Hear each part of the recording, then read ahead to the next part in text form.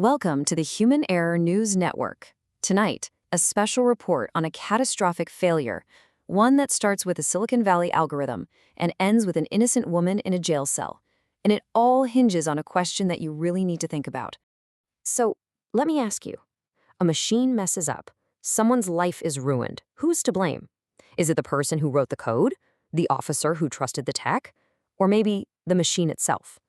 Now, really think about it. Because this isn't just some hypothetical question. This is real life.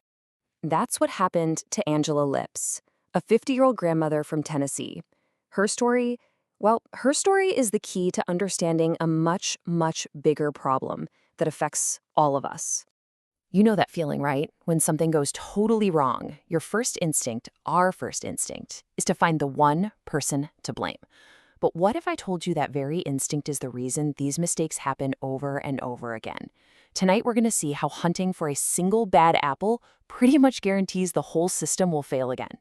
So to really get to the bottom of this, we first have to understand how our own minds are wired to handle failure.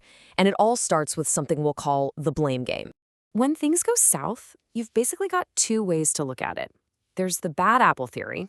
That's our go-to. Find the person who screwed up, blame them, and move on. It's easy, it's satisfying, and it's totally useless. The other way is the systems view. You look at the whole picture, the context, the conditions, to figure out why it happened. It's harder, for sure, but it's the only way to actually make the system stronger. So, can you guess which path the system took with Angela Lips? Yep.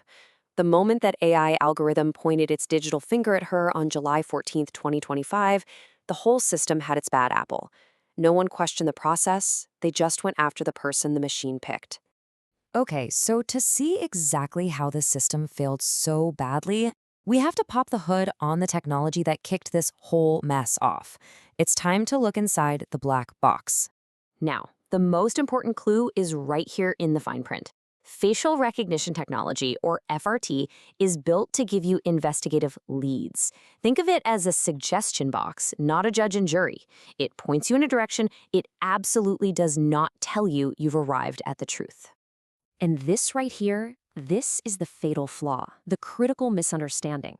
The police thought they were getting a positive match, a definite yes or no.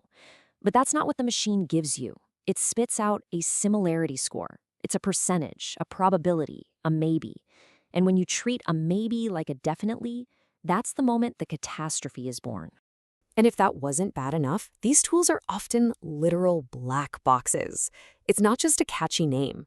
They run on AI that is so complex that even the folks who created it can't always explain why it made a certain decision. You put a picture in, a number comes out, but the magic in the middle, it's a total mystery.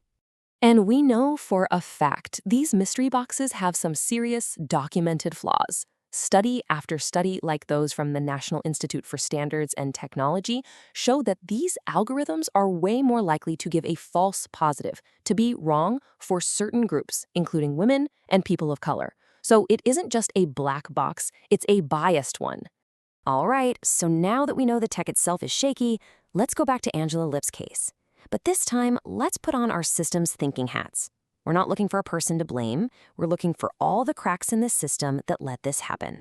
The tool at the heart of this was from Clearview AI, a company that quietly built a giant database by scraping billions of photos from social media. Your photos, my photos. This thing spread like wildfire to thousands of police departments, often with zero public oversight, long before its dangers became front-page news. So here's the anatomy of how it all fell apart. It wasn't one thing, it was a domino effect. First, a low-quality photo went in. Then, the maybe score that came out was treated as a definitely. Then, the human investigators just trusted the machine, no questions asked. And the final domino to fall?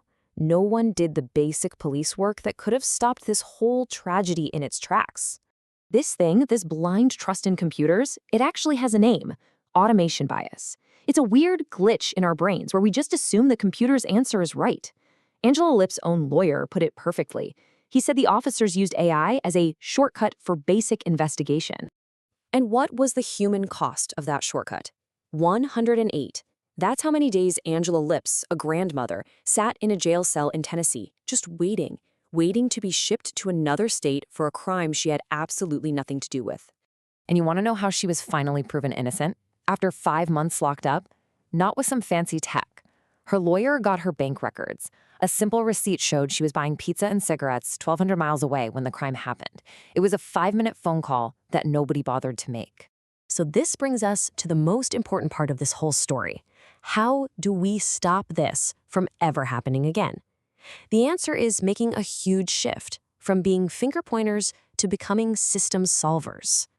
And listen, this isn't just about police work. This is about any high-stakes job where you're relying on automated tools, which, let's be real, is almost all of us now.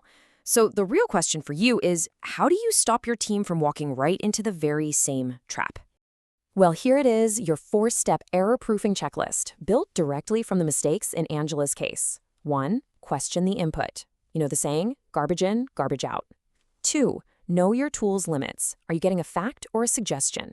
3. Scrutinize the output. Does this actually make common sense? And 4, this is the big one, the absolute non-negotiable. Always, always require human confirmation. Never, ever let a machine have the final say. And that's really what this all comes down to. Every organization, every team faces this choice. You can find someone to blame, which lets the broken system stay broken, or you can learn from the failure and actually fix the process. You can blame or you can learn. You cannot do both. Our tools are getting smarter at a speed that's just breathtaking. But I want to leave you with this question. As our technology gets smarter and smarter, doesn't that require us to get wiser? This has been a special report from the Human Error News Network. Thank you for joining us.